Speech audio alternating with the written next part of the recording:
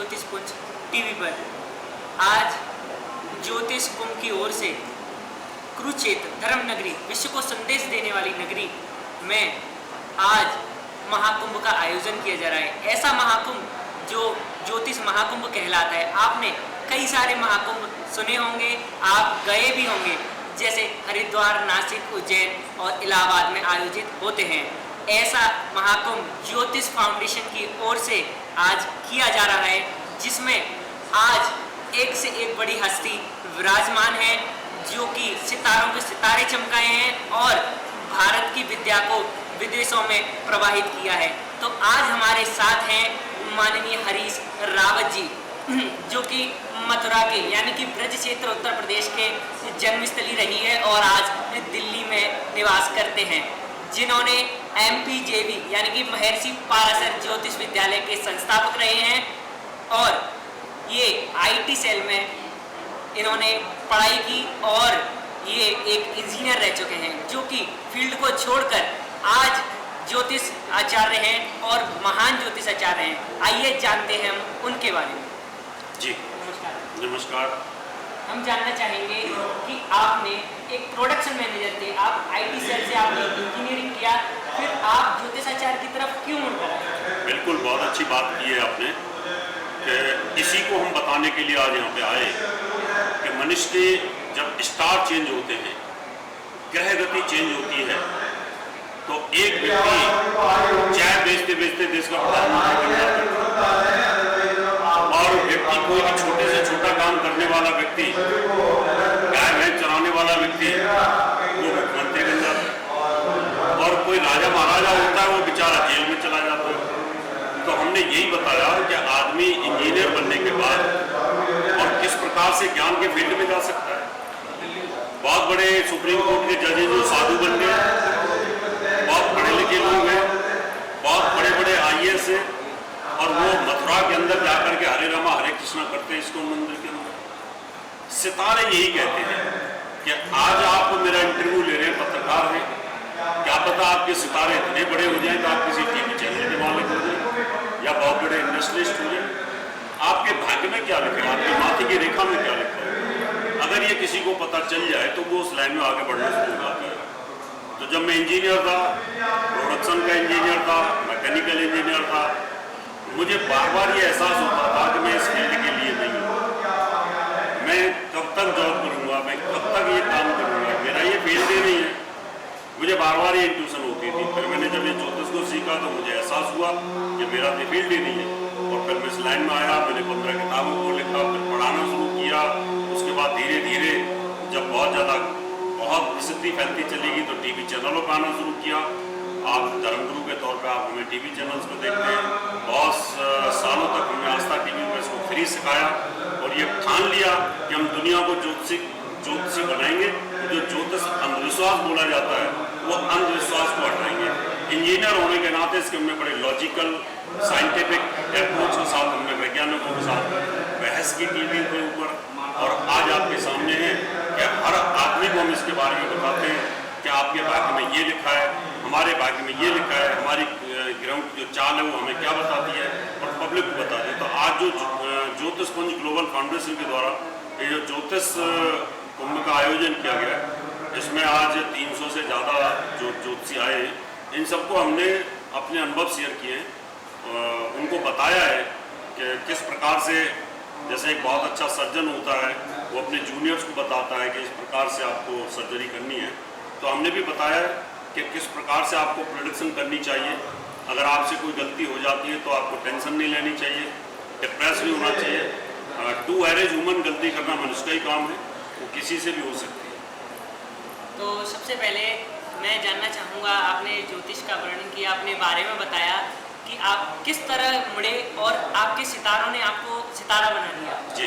तो मैं जानना चाहूँगा कि कोई ना कोई एक व्यक्ति या अनेक व्यक्ति आपके प्रेरणा स्रोत रहे होंगे जब आप IT क्षेत्र से एक ज्योतिषाचार्य की भूमिका निभा रहे हैं, तो उस समय आपके प्रेरणा स्रोत कौन थे? आपको ये विचार कहाँ से है? बड़ा अच्छा प्रश्न है।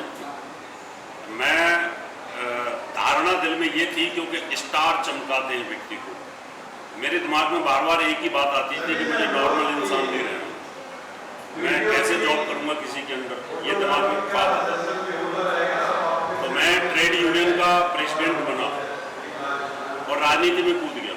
मैं सोचा राजनीति में आगे बढ़ूंगा, एमएलए एमपी बनूंगा, मिनिस्टर बनूंगा, दुनिया में मेरा नाम रोशन हो। ऐसा सोच के मैंने member of parliament Mulayam Singh की पार्टी से चुनाव लड़ा, क्योंकि स्टार तो मेरे थे ही, ऊंचाइयों वाले थे।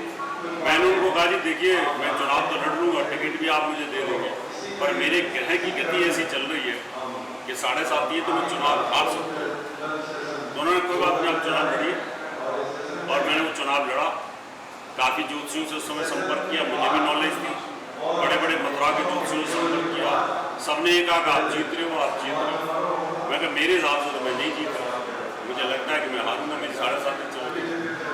और वो चुनाव हार गया। उसी टाइम मैंने राजनीति से संन्यास ले लिया और मैंने कहा ज्योतिष को घर घर फैलाना है। तो मेरी वो प्रोडक्शन ट्रू हुई कि मैं चुनाव हारा और फिर मैंने तय कर लिया मुझे पढ़ाना है। तो मैंने लोगों का फ्री सेवा की और फ्री सिखाना शुरू किया। तो मेरी ज़िंदगी में चुनाव हारने के बाद फिर ये मोड़ आया और मैंने तय कर लिया कि राजनीति में नहीं जाना और अब मुझे आध्यात्मिक फील्ड में ज्योतिष के क्षेत्र को बेस्ट के पटल पर आगे लेके आना और इस काम में हमें कामयाब मिली। जैसा कि बताया कि एक राजनीतिक व्यक्ति भी रह चुके हैं और उत्तर प्रदेश की समाजवादी पार्टी से जुड़े हुए रहकर भी द्वारा से भारतीय सभ्यता को आगे बढ़ाते हुए भारतीय विद्या को ग्रहण कर एक अलग प्रोफेशन चूज किया उन्होंने। और हम जानना चाहेंगे कि आप आस्था और जागरण जैसे चैनलों पर लोगों को ज्ञानवर्धक चीज़ें उपलब्ध कराते रहते हैं, तो आप एक प्रश्न ये निकल के आता है कि आपको कई ज्योतिषाचार्य मिले जब आप चुनाव लड़े, तो एक आज के युग में हर जगह ज्योतिषाचार्य है, हर गली गली में ज्योतिषाचार्य है, तो एक व्यक्ति को कौन सा सही ज्योतिषाचार्य मिले जो उसको एक सही दिशा और सही निर्देश दे, इस बारे में आप क्या कहना चाहेंगे? बिल्कुल सत्य बात है आपकी कि जैसे हम कपड़ा खरीदते हैं, कपड़े की बहुत सारी दुकानों पे जाते हैं, लेकिन बाद में शहर में पता चल जाता है फलाना दुकानदार क्लॉथ हाउस एकदम ईमानदार है और असली कपड़े रखता है।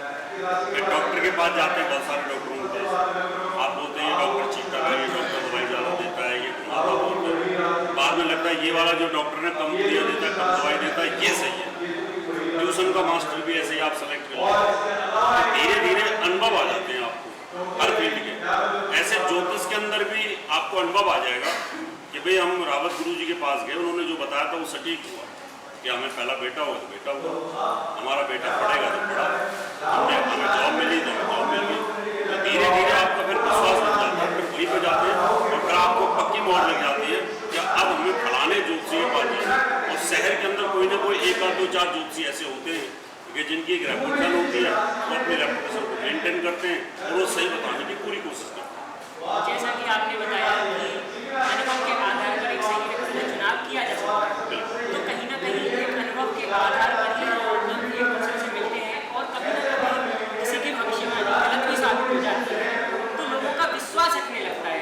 उस विश्वास को बनाए रखने के लिए क्या करना चाहिए, आप क्या संदेश देना चाहेंगे? देखिए भविष्यवाणी सबकी गलत होती है, गलती करना मनुष्य का काम है।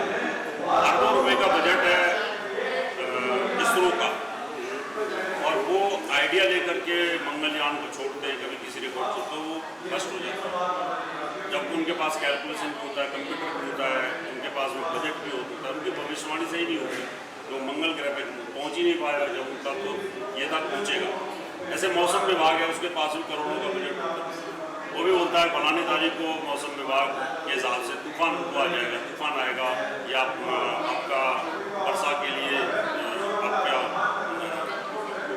वो आएगा, बारिश के लिए भविष्यवाणी कर देते हैं, मानसून आने वाला है, ये सब चीज़ें आती हैं, लेकिन वो भी फेल हो जाते हैं, है ना। ऐसे डॉक्टर सर्जरी करता है हार्ट वाली, वो बोलता है बच जाएगा, लेकिन वो नहीं बच पाता। तो ऐसे हर फील्ड के अंदर भगवान ने अपने हाथ में कुछ चीज़ें रखी हुई हैं। वो नहीं चाहता कि कोई भी मनुष्य टू दी पॉइंट ये बोल दे ऐसा हो गया, और ऐसे हम गारंटी लेते हैं। तो इसलिए भगवान ने कुछ चीज़ें अपने पास रखी हैं। इसलिए भाग्य भगवान के पास है, आयु भगवान के पास है, शौहरत फेम धन ये सब भगवान के अधीन है। इन सब पर किसी का कब्जा नहीं। अगर ऐसा होता तो विजय माल्या ही पैसे वाला रहता, फिर वो कंगाल क्यों होता? फिर अनिल अंबानी पैसे वाला रहता, वो बर्बाद क्यों होता? तो इस दुनिया के अंदर ऐसा नहीं होता। इसलिए तुलसीदास जी ने कहा है कि लाभ हान ये भगवान ने अपने पास रखी हुई हैं और इसमें कहीं ना कहीं ऑप्शंस होता है। तो इसमें कोई भी आदमी इस दुनिया में पूर्ण नहीं है, तो अपूर्णता बनी रहती है कहीं।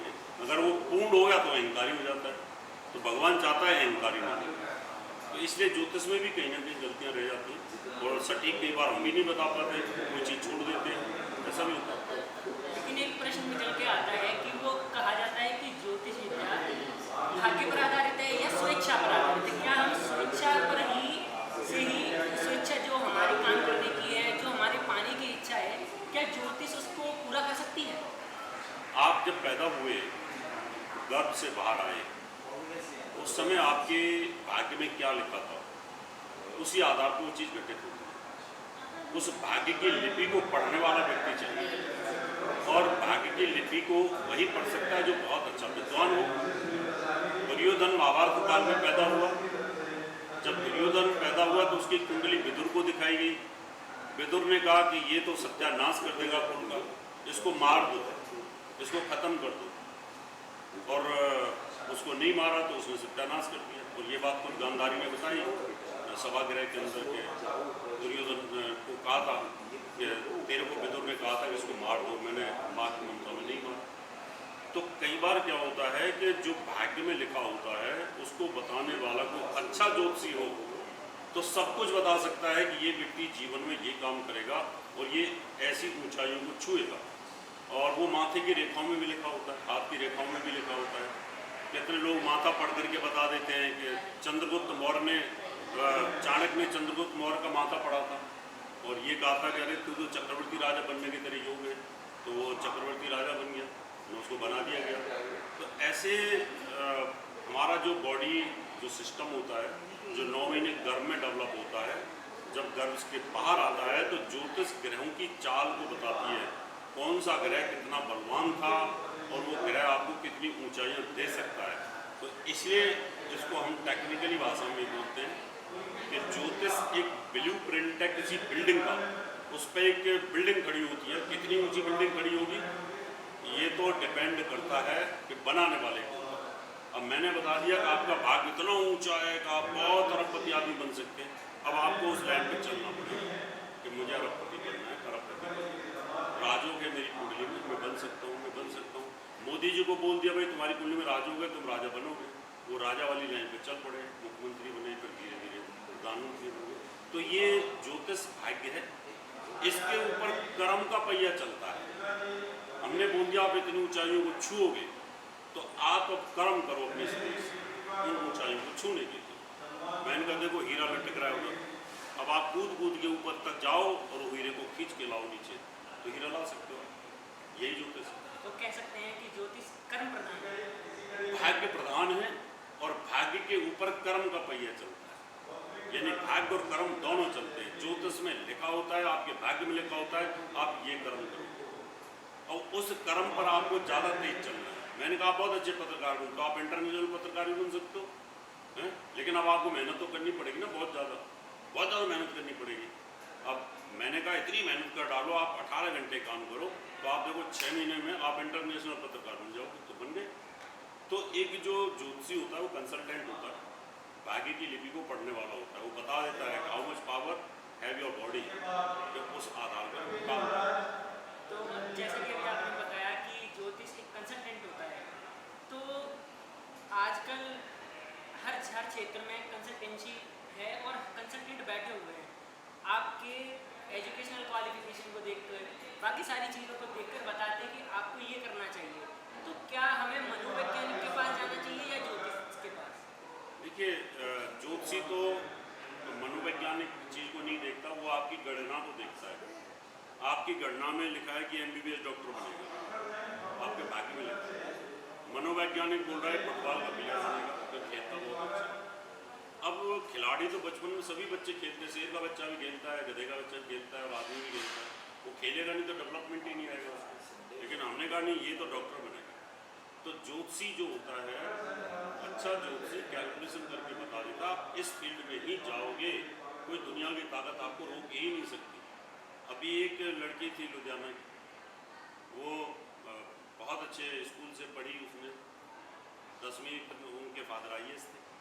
उन्होंने कहा मुझे IAS नहीं बनना, मुझे एक अच्छा वकील बनना है, और उसने 8-7 ले लिया। माँ बाप बड़े विचलित हुए, वो मेरे पास कुंडली दिखाने के लिए आए। मैंने कहा ये लड़की डॉक्टर बनेगी। बोला ये इसने तो 8 साल ले लिए, 12वीं कर रही है, 2 साल उन्होंने 8 साल की पढ़ाई करी, और मैंने कहा ये डॉक्टर बनेगी, तो इसका मतलब मेरी तो प्रोडक्शन फेल हो गई ना। तो अब वो बड़े परेशान। 2012 में जो 6 महीने वाला एग्ज़ाम होता है उसमें वो दिया 8 साइड से। 6 महीने बाद उसकी ग्रह गति चेंज हुई, उसने कहा नहीं मुझे डॉक्टर ही बनना है। फिर माँ बाप ने उसको साइंस दिलाई, 6 महीने में उसने तैयारी करी, 12वीं उसने साइंस साइड से पास करी, और फिर उसके बाद उसका सिलेक्शन हो गया। आज वो बहुत बड़ी सर्जन है, डॉक्टर, भाग्य पलट गया। तो जब ऊपर से नेटवर्क चेंज होता है ना हमारा, जैसे मोबाइल का नेटवर्क भी चेंज हो जाता है, कभी वोडाफोन में स्विच हो जाता है, कभी एयरटेल में हो जाता है, कभी BSNL में हो जाता है, ऐसे ये हमारे ग्रह के मोबाइल के नेटवर्क स्विच होते हैं ना, ऐसे हमारे ब्रेन के भी होते हैं। अब क्या पता कल को आपका ब्रेन स्विच हो जा रहा, आप बोलेंगे मुझे तो जज ही बनना है, तो जज वाला प्लेनेट आ गया तो आप ये छोड़ेंगे, आप लॉ करेंगे, पढ़ाई करेंगे, जज नहीं ऐसे होता है। जी, आज हमें हरीश रावत जी से, जो कि एक विख्यात ज्योतिषाचार्य हैं, उनसे ज्योतिष के बारे में सकारात्मक बातें पता चली, और हम चाहेंगे कि ये सकारात्मक बातें पूरे भारत और पूरे विश्व में फैलें। तो हरीश रावत जी का धन्यवाद करते हुए हम उनसे विदा चाहते हैं। धन्यवाद। बने रहिए ज्योतिष पुंज TV पर आकाश गुप्ता कैमरा में पंकज के साथ। धन्यवाद।